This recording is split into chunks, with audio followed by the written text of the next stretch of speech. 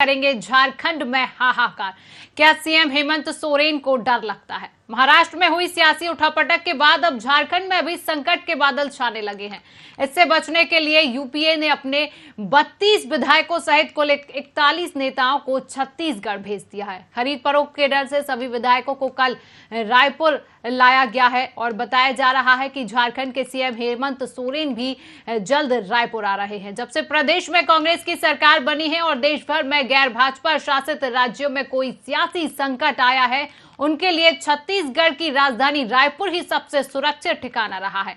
हरियाणा के बाद अब झारखंड के करीब 41 विधायक रायपुर के एक निजी रिजॉर्ट में रुके हुए हैं, जिसके बाद छत्तीसगढ़ में भी बयानबाजी का दौर जारी है।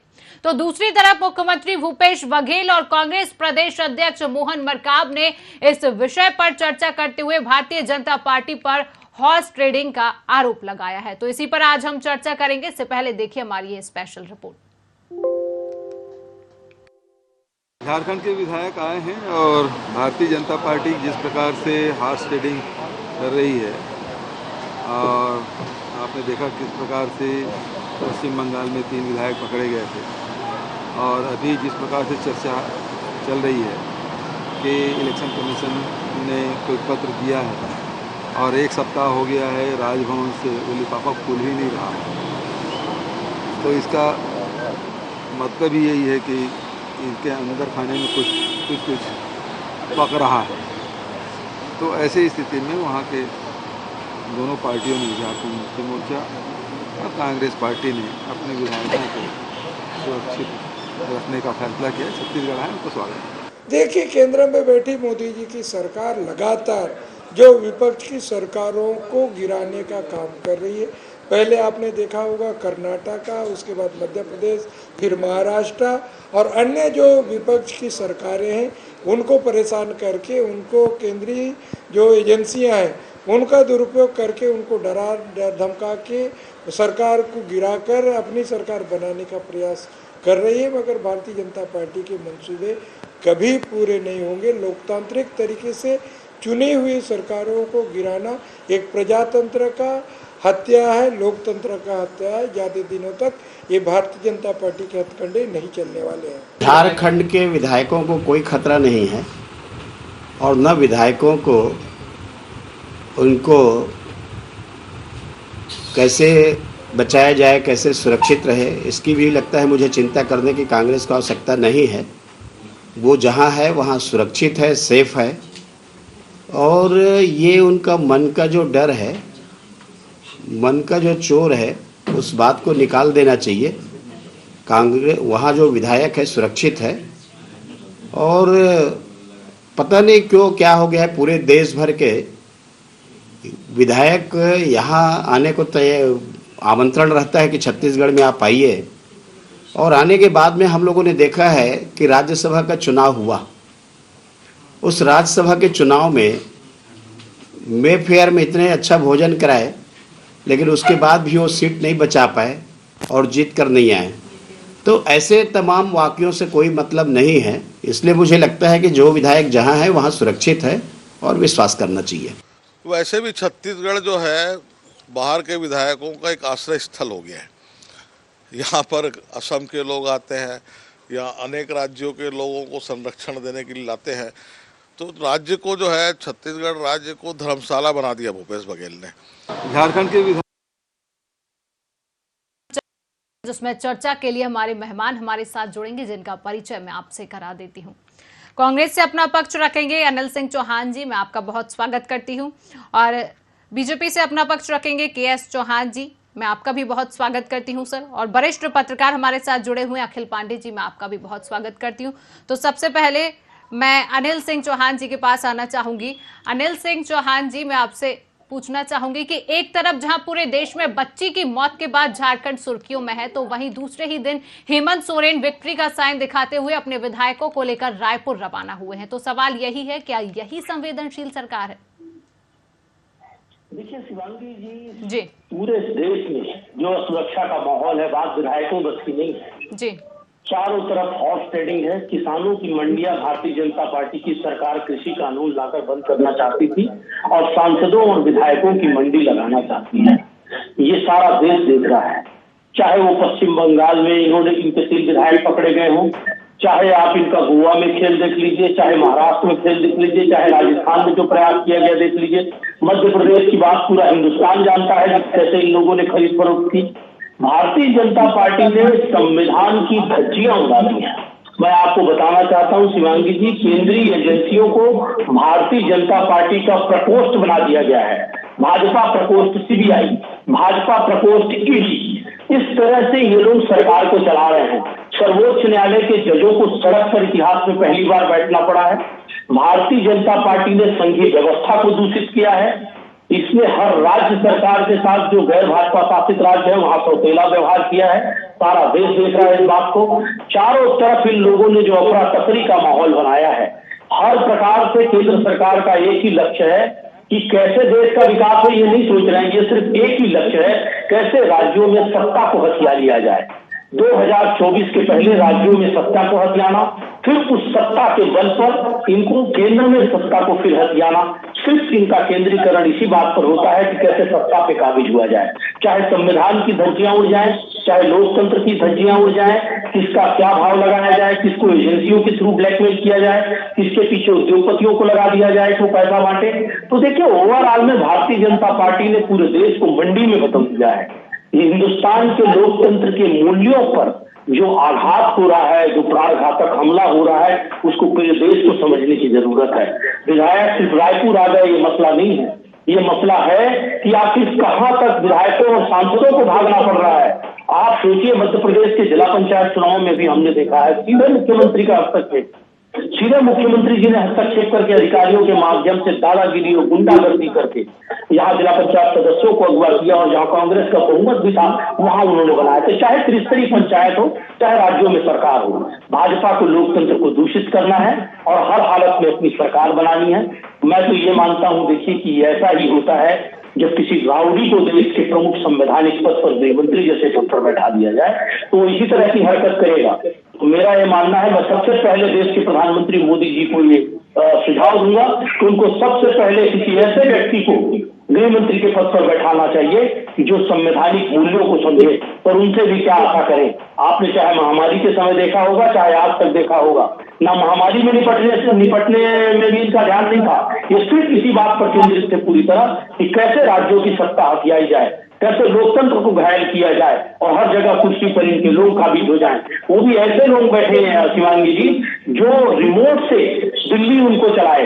राज्य में भी जो सरकार है जो रिमोट से चलती है, मोदी जी उसको रिमोट से चलाते हैं। उसी तरह केंद्रीय मंत्रियों का भी हाल है कि हम 5 केंद्रीय मंत्रियों का नाम देश की जनता नहीं जानती, सिर्फ नरेंद्र मोदी और अमित शाह। उसी तरह सिर्फ 3 उद्योगपतियों के अलावा चौथा नाम देश की जनता नहीं जानती। इस तरह से देश का केंद्रीकरण कर दिया गया है पावर और पैसे का। बहुत दुर्भाग्यजनक है पूरे देश के लिए, लोकतंत्र की हत्या हो रही है। इसके लिए सभी कहना चाहिए कि लोकतंत्र का जो चौथा स्तंभ है, मीडिया समूह को भी आगे आना चाहिए, आम जनता को भी आगे आना चाहिए। सिर्फ कांग्रेस को लोकतंत्र को बचाने के लिए संघर्ष नहीं करना चाहिए, जन जन को जो समय आ गया है कि लोकतंत्र को बचाने के लिए संघर्ष करना चाहिए। मांगी के.एस. चौहान जी अपना पक्ष रखेंगे, जिस तरह से अनिल सिंह चौहान जी ने, आपने सुना ही होगा कि उन्होंने किस तरह का अपना पक्ष रखा, किस तरह की बात कहेंगी। तो मैं के.एस. चौहान जी के पास आना चाहूंगी। शिवांगी जी, आपने क्वेश्चन क्या पूछा था और उन्होंने उत्तर क्या दिया है? उन्होंने संवेदनशील सरकार के बारे में तो कुछ बोला ही नहीं जी, और शुरू लाइन से वो बीजेपी बीजेपी बीजेपी बीजेपी करते हैं। हालांकि यहाँ पर बीजेपी का अभी रोल है नहीं, लेकिन बीजेपी बीजेपी करते आ रहे हैं। सुनील महतो कौन है? मैं ये पूछना चाहता हूँ, सुनील महतो कौन है? सुनील महतो बीजेपी का कार्यकर्ता नहीं है। अनिल जी, के.एस. चौहान जी को अपना पक्ष रखने दीजिए। आप जब अपना पक्ष रख रहे थे वो सिर्फ सुन रहे थे, अब उनकी बात भी सुन लीजिए। जी के.एस. चौहान जी। नहीं, इनका यही है कि ना ये सत्य बोलते हैं ना ये सत्य सुनना चाहते हैं। अब मेरी बातें आराम से सुनिए, मैंने आपकी बातें आराम से सुनी, जो कि इस मुद्दे से कोई किसी दूर दूर तक लेना देना नहीं था। तब भी आपकी बात सुनी मैंने धैर्यतापूर्वक। अभी मैं ये बोलना चाहता हूँ, सुनील महतो कौन है? बीजेपी का कोई कार्यकर्ता नहीं है। सुरेश सोरेन कौन है? वो इनका भाई है, हेमंत सोरेन का। और जो लाभ का पद है, ऑफिस ऑफ पद का जो आपने लाभ का पद जो दिया है वो किसके कहने पे दिया है? वो बीजेपी के कहने पे नहीं दिया है। अपराध किसके कहने पे किया है? संविधान के हिसाब से जो इलीगल चीजें हैं वो किसने की हैं? वो उन्होंने की है। उसके बाद यहाँ जाके याचिका दायर की गई है और विधानसभा में क्वेश्चन उठाया गया है। उसके बाद राज्यपाल को हस्तक्षेप करने के लिए बोला गया है, तब राज्यपाल ने हस्तक्षेप किया है, निर्वाचन आयोग को बोला है, निर्वाचन आयोग ने अपनी रिपोर्ट दे रही है। उसके बाद बार बार आप अगस्त की डेट देते हैं, 5 अगस्त की डेट देते हैं, 19 अगस्त की डेट देते हैं, अभी तक आप क्लियर ही नहीं कर पाए। इसका मतलब क्या है? आप खुद चोर हैं और जब विधायक को लेके आपको स्थगित अभी नहीं किया गया है, विधायक को लेके आप उड़ गए हैं। इसका मतलब क्या है? इसका मतलब ये है कि आपको ये स्पष्ट हो चुका है कि हाँ मेरी गलती है, तभी आप पत्नी को बनाना चाहते हैं। मैं सुरेंद्र जी की बात कर रहा हूँ, मैं तो अभी कांग्रेस की बात भी नहीं कर रहा हूँ। हमारा कंसर्न ये है कि झारखंड के जो सत्तारूढ़ पार्टी है उसकी बात करें, भले वो कोई भी पार्टी हो, झारखंड मुक्ति मोर्चा हो, भले कोई भी आरजेडी हो, भले वो कांग्रेस हो, भले कोई भी पार्टी हो। लेकिन अभी मेन बात यह है कि झारखंड की जनता के साथ जो नाइंसाफी हो रही है वो मेन प्रॉब्लम। आज बहुत सारा विश्वास करके जनता ने आपको आशीर्वाद दिया, लेकिन उस आशीर्वाद का दुरुपयोग आपने किया। कांग्रेस पार्टी तो थर्ड में है, पहले तो बीजेपी है, 25 सीट लेके बीजेपी है, 30 सीट में ही है झारखंड मुक्ति मोर्चा।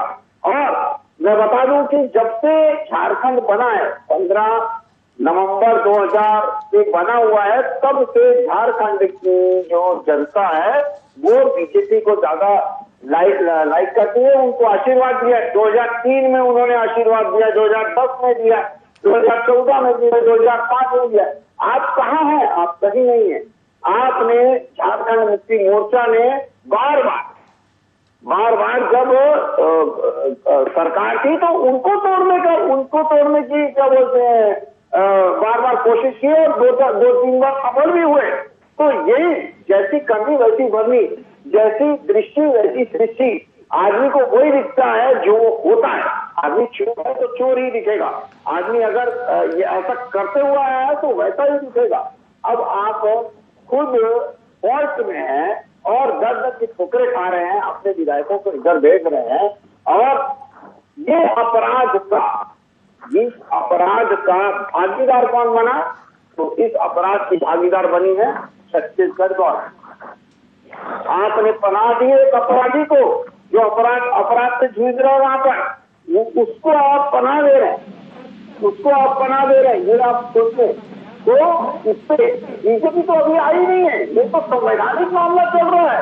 संविधान के हिसाब से सभी चीजें चल रही है। आप संविधान के हिसाब से चलेंगे नहीं। मैं सुरेंद्र जी की बात कर रहा हूँ, हेमंत सोरेन जी की बात कर रहा हूँ। संविधान के हिसाब से आप चलेंगे नहीं। उसके बाद आप बीजेपी का तो कोई अभी रोल है नहीं। बीजेपी जनता जो सही ठहराएगी, जनता जो सही करेगी, संविधान के हिसाब से जो होगा वो करेगी, बीजेपी बिल्कुल करेगी।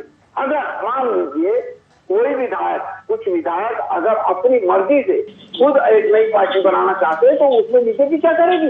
बीजेपी कुछ नहीं करेगी। बीजेपी हमेशा वही करती है जो जनता के हित में होता है।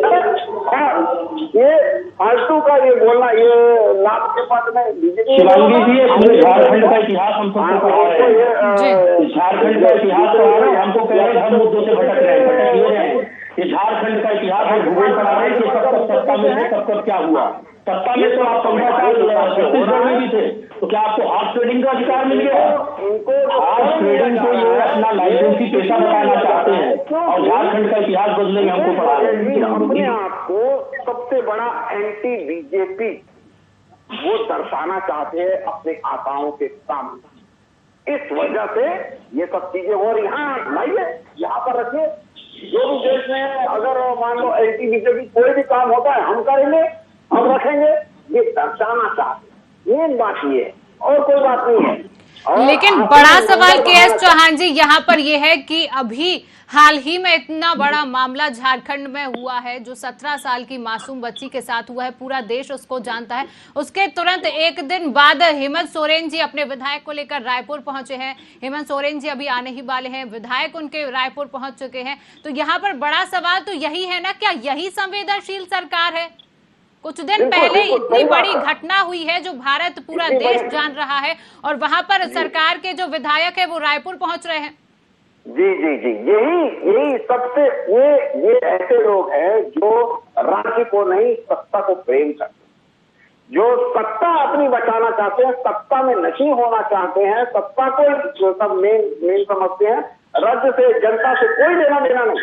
ऐसी सरकारों का बहिष्कार होना चाहिए, ऐसी सरकारें आनी नहीं चाहिए कि जनता के लिए ना क्या बोलते कुछ ना करती हो। ये संवेदनशीलता है आपकी। यही क्वेश्चन आपने जब अनिल सिंह जी से पूछा तो उन्होंने बीजेपी का पूरा वो बीजेपी बोलते हैं। अरे भाई साहब, उस सवाल का तो उत्तर नहीं मिला, पूरा जो आरोप है वो बीजेपी पर ठोक दिया गया। सवाल कुछ और था अनिल जी, आपने उस सवाल का जवाब ना देते हुए बीजेपी पर सारे आरोप लगा दिए और बीजेपी को शिवांगी जी, मैं बिल्कुल विषय पर था, मैंने विषय पर ही बात की। यहाँ भटका माननीय के.एस. चौहान साहब रहे हैं, वो झारखंड का इतिहास और भूगोल हमको पढ़ाने लग गए। वो हमको बताने लग गए कि मैं वहाँ, हम सत्ता में थे पहले, इसलिए हमारा वो संवैधानिक अधिकार हो गया कि हम वहाँ हाफ ट्रेडिंग कर सकते हैं। सत्ता में तो ये 2018 के पहले छत्तीसगढ़ में भी थे, अब ये 14 सीटों पर सीमित हो गए। तो क्या इनको अधिकार मिल गया छत्तीसगढ़ में भी अब हाफ ट्रेडिंग करें? ये देखिए, सिर्फ इनको एक ही काम है, पूरे देश को सांसदों और विधायकों की खरीद फरोख्त की मंडी बना देना, सारे अपोजिशन के लीडर्स पे छापा मरवाना, जो संवैधानिक एजेंसियां हैं देश की, उन एजेंसियों के माध्यम से उनको ब्लैकमेल करना, उनको झूठे आरोपों में फंसाना, जो मोदी जी और अमित शाह के खिलाफ बात करें उनको ब्लैकमेल करना, उनको राष्ट्रद्रोही बताना। तो देखिए, ये के.एस. चौहान साहब यहाँ विषय से भटका रहे हैं मुद्दे को। मुद्दा ये है कि सिर्फ झारखंड की बात नहीं है, इन्होंने पूरे देश में सांसदों और विधायकों की मंडी लगा दी है। इन्होंने पूरे देश में ब्लैकमेलिंग का एक धंधा बना लिया है। और ये जो अपराधियों को संवैधानिक पदों पर बैठाने की बात कर रहे हैं, देश का गृह मंत्री अमित शाह खुद आरोपी रहा है। और आप देख पा रहे होंगे कि राज्यपाल जैसे गरिमामयी पदों पर बैठे लोगों का ये दुरुपयोग कर रहे हैं, उनसे भी गलत निर्णय करवा रहे हैं, असंवैधानिक निर्णय करवा रहे हैं। ये क्या बात करेंगे लोकतंत्र के मुद्दों पर? और ये रही बात एंटी बीजेपी की, तो निश्चित रूप से हमारी विचारधारा भारतीय जनता पार्टी के विपरीत है। हम उसको डंके की चोट पर स्वीकार करते हैं और हम लोकतांत्रिक मूल्यों के साथ भाजपा का विरोध करते हैं। इनकी तरह हम हाफ ट्रेडिंग नहीं करते, इनकी तरह हम खरीद फरोख्त नहीं करते, इनकी तरह हम एजेंसियों का डंडा नहीं चलाते। तो छत्तीसगढ़ में बताया कितने भाजपा नेताओं का छापा पड़ा, उनको राष्ट्रद्रोही बताया गया। यहाँ पर 4 साल से लगभग हमारी सरकार है, ये सिर्फ इनका पेशा है, दमन की राजनीति करना इनका पेशा है। ये भय का वातावरण बनाते हैं। अगर झारखंड के विधायक जैसे रेपुटेटेड लोग छत्तीसगढ़ में आना चाहते हैं, रुकना चाहते हैं, तो उनको जगह देकर कहीं भी संवैधानिक मूल्यों का उल्लंघन नहीं किया गया। उनकी सुरक्षा, उनकी मेहमान नवाजी हमारा धर्म है, उसको हम कर रहे हैं। और बात ये जहाँ कर रहे हैं कि वहाँ झारखंड में जिसकी सरकार थी, कांग्रेस भारत थी। अनिल जी ठीक है, मेहमान नवाजी ठीक है, लेकिन इस प्रकार के आरोप भी तो सामने आए हैं कि रिजॉर्ट में अवैध शराब की बोतलें मिल रही हैं। आप मेहमान नवाजी की बात कर रहे हैं, इस प्रकार की बात भी सामने आई है। आरोप है, मैं आपको बताना चाहता हूँ शिवांगी जी, गुजरात विधानसभा के अध्यक्ष जो भारतीय जनता पार्टी के हैं, वहाँ पर उनका विधायक अभी अभी आए थे, उनका बकायदा वहाँ अभिनंदन किया गया, स्वागत किया गया, उनको होटलों में ठहराया गया। तो क्या वो साफ हो गया?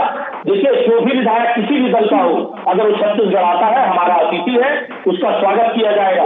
ये हमको बताएं कि जैसे इन्होंने देश में एजेंसियों को, जहाँ जहाँ इनकी सरकारें हैं वहाँ, चाहे उत्तर प्रदेश हो चाहे मध्य प्रदेश हो, कांग्रेस नेताओं पे मुकदमे दर्ज किए हैं, इनकी केंद्र की सरकार ने किया है।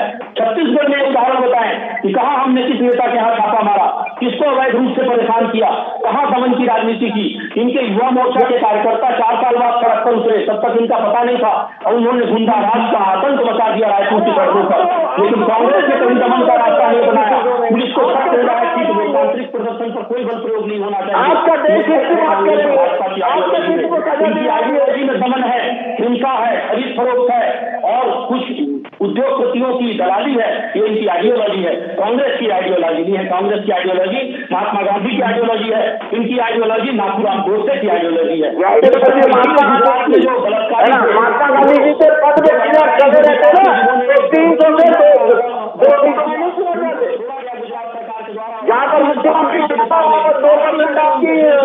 चलिए, अखिल पांडे जी भी हमारे साथ जुड़े हुए हैं। अखिल पांडे जी भी हमारे साथ जुड़े, उनसे भी मैं सवाल कर लेती हूँ। अखिल जी, झारखंड के विधायक छत्तीसगढ़ के रिजॉर्ट में पहुंच चुके हैं। ऐसे में ये सोरेन सरकार की रिजॉर्ट नीति, ये सोरेन सरकार का डर दिखा रही है या उनकी रणनीति दिखा रही है? अखिल जी देखिए, ये जो सारा मामला जो देखेंगे उसके अलग अलग पहलू है जी। भारतीय राजनीति का बहुत बड़ा एक विडंबना है जो यह स्थिति देखने को मिल रही। एक समय था आजादी के बाद जिस तरीके से ट्रेन का दुर्घटना हो जाने के बाद मंत्री का इस्तीफा दिया जाना भी एक दौर हमने देखा है, और आज की स्थिति में जो झारखंड वाला मामला है उसको एक अलग अलग पहलू में अपन वर्गीकृत करें तो देखें कि सबसे पहले तो लोक जनप्रतिनिधित्व अधिनियम 1951 धारा 1 के जो प्रावधान है उसका किस तरीके से उल्लंघन किया गया, जिसके बाद जो है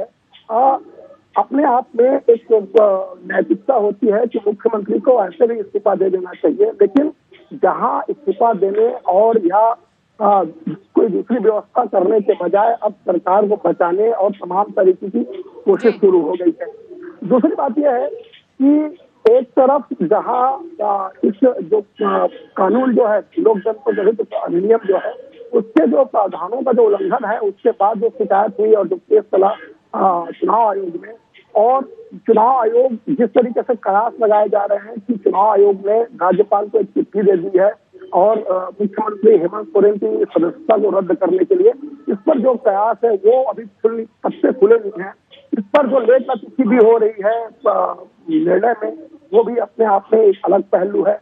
लेकिन सबसे बड़ी बात यह है कि न केवल ये पहली बार देखने को मिल रहा है बल्कि इसके पहले भी अभी आप देखेंगे कि दिल्ली में कुछ दिन पहले ही हाल ही में विधानसभा का जो सत्र था उसमें अरविंद केजरीवाल ने अपने सरकार में विश्वास प्रस्ताव लेके आए और उसने बहुमत हासिल किया। यानी किसी भी तरीके के सरकार को कोई संकट नहीं था, फिर भी वो विश्वास मत लेके आ गए और अपने सरकार को किसी जो भी स्थिति है उससे बचाने की कोशिश की। कुल मिला के एक तरीके से जो केंद्र की जो सरकार है वो इतना मजबूत हो गई है अपने काम काजों को लेकर बोले तो या लोकप्रियता को लेकर। दूसरी तरफ जो स्पेस है विपक्ष का, वो विपक्ष का जो स्पेस है वो भर नहीं पा रहा है। वो जो नैतिकता होनी चाहिए, जो संघर्ष होनी चाहिए सरकार के खिलाफ, वो दिख नहीं रहा है। आम जनता की जो कसौटी है वो विश्वास में खरा नहीं उतर पा रहा है विपक्ष जो है। और आज जो है इस तरीके के जो संकट है वो हमको देखने को मिल रहा है। किसी तरीके से सरकार को बचाने या अन्य प्रकार के जो हमले हैं वो हमारे सामने आ रहे हैं। जी अखिल जी, समय का अभाव होते हुए आज की चर्चा को हम यहीं रोकते हैं। तो महाराष्ट्र में हुई सियासी उठापटक के बाद अब झारखंड में भी संकट के बादल छाए हैं। झारखंड में हेमंत सोरेन के लिए अपनी कुर्सी बचाना चुनौती साबित हो रहा है। सत्ता बचाने का संघर्ष तो चल ही रहा है, विधायकों में टूटू न पड़ जाए इसका भी ध्यान रखा है। इसी वजह से यूपीए के विधायक रायपुर के रिजॉर्ट में रुके हैं। बीजेपी आरोप लगा रही है कि वहां पर विधायकों के शराब का इंतजाम किया गया है। तो आप सभी मेहमानों का हमारे साथ जुड़ने के लिए बहुत बहुत शुक्रिया और मुझे दीजिए इजाजत। नमस्कार।